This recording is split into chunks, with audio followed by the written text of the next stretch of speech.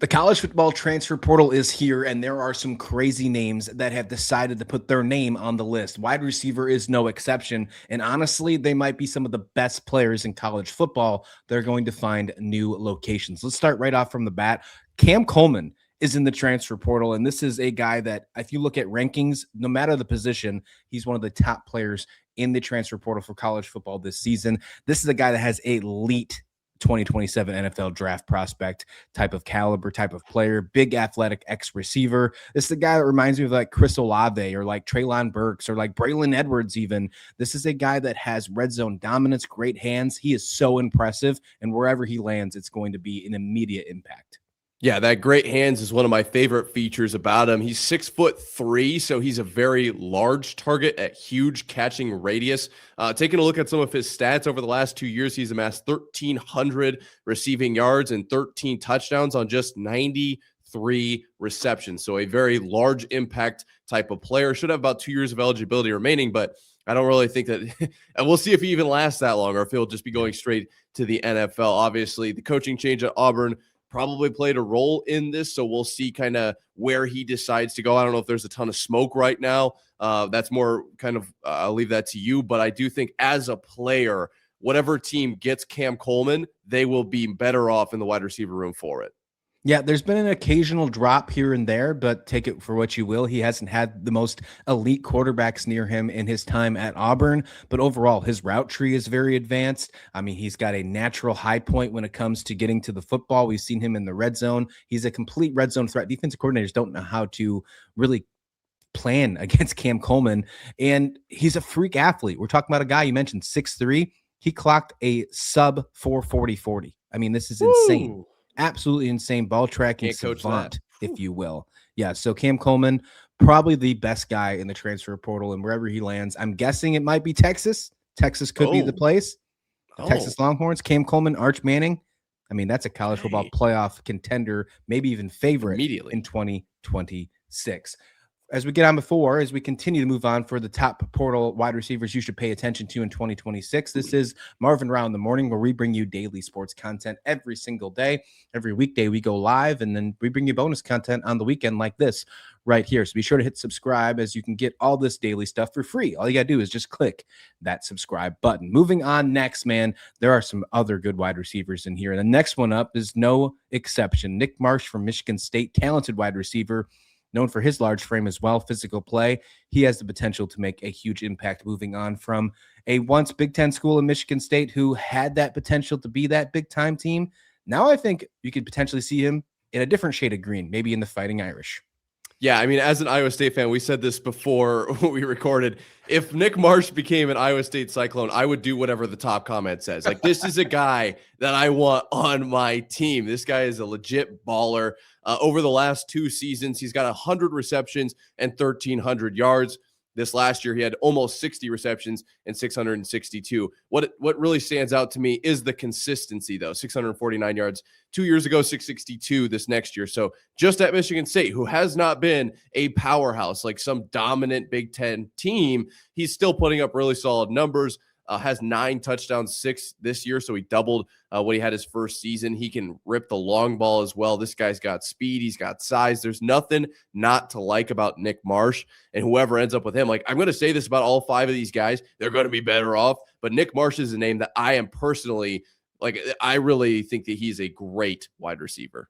Yeah, his traits have 2027 first rounder put all around him. He's a former track athlete, posted the 11.3700 meter time. I mean, that's impressive if you know anything about track. Super impressive. Brought that speed to East Lansing immediately when he was with Michigan State, and what he did was just super impressive. If he goes to another program like Notre Dame or something like that, I think my prediction of him being a first-round wide receiver definitely comes true. I mean, the fact that he can do that would be certainly interesting. Wide receiver, it's loaded. The portal wide receivers are absolutely loaded, and Omarion Miller is no different. Coming over from Colorado, hitting the transfer portal. Obviously, Colorado didn't have the greatest season after moving on from guys like Travis Hunter and Shedeur Sanders entering the NFL draft.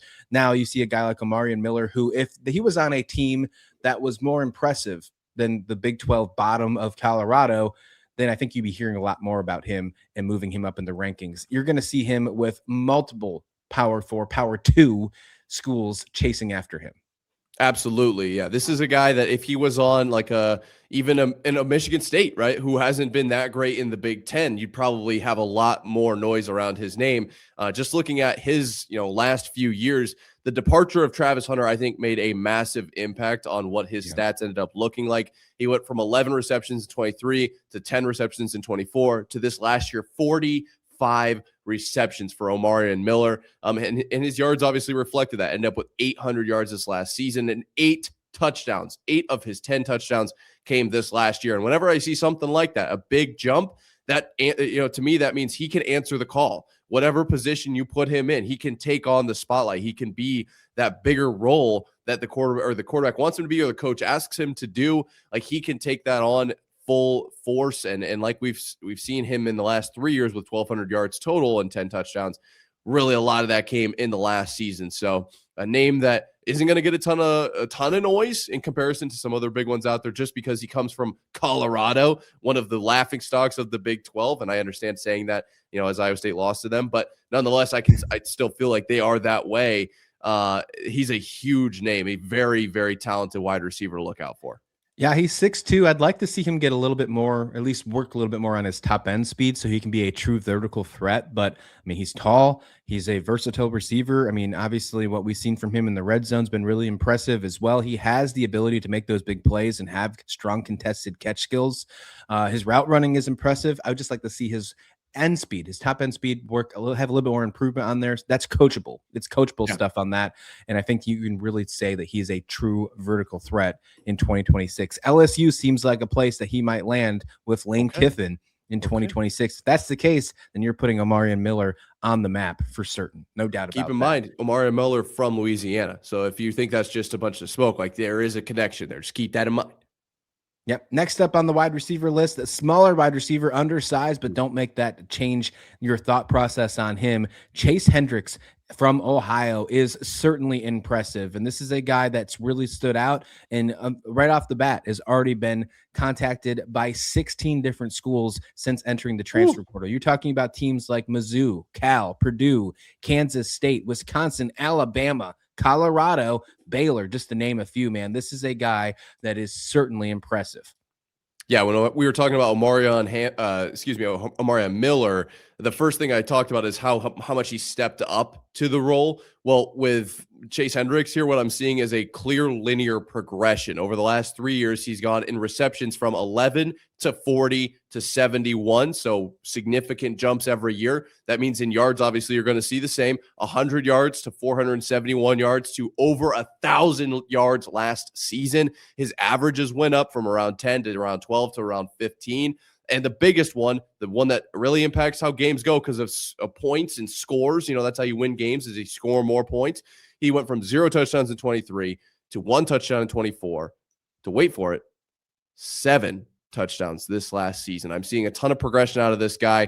And that's just on the stat side of things. You talked about all of his actual traits that are, really exciting as far as what a team is going to be getting as far as type of player, whether year of eligibility remaining. If the trajectory remains, someone will be getting a stud at what, we're looking at potentially, if the trajectory remains, 1,800 yards of production. That would be insane. Yeah, that is insane. I don't know if it gets that crazy, but still moving up to that level is certainly impressive. He's got visits lined up currently to Cal and Purdue over the next couple days. We'll see if that maybe makes them push in the right direction. Of course, with the transfer portal and how fast this season goes, this could be one of those things where, you might hear from 16 schools, but if you get the first or second visit, you obviously have a competitive advantage. Wonder where he lands. That'll be interesting. Before we get to the final player of the 5 players you need to know in the wide receiver group for the transfer portal, let us know if we missed anybody. I want to hear your thoughts. Hit us in the comment description below. Did we snub your favorite wide receiver in the transfer portal? If so, let us know in the comment description below. I'm going to end this show with Trell Anderson of North Carolina State. I think he's a natural pass catcher. I think he has great technical ability. I think he's a great route runner. And when you look at some of the names of where he potentially can go, would be certainly interesting for me. He's a standout transfer, and now he's already visiting USC.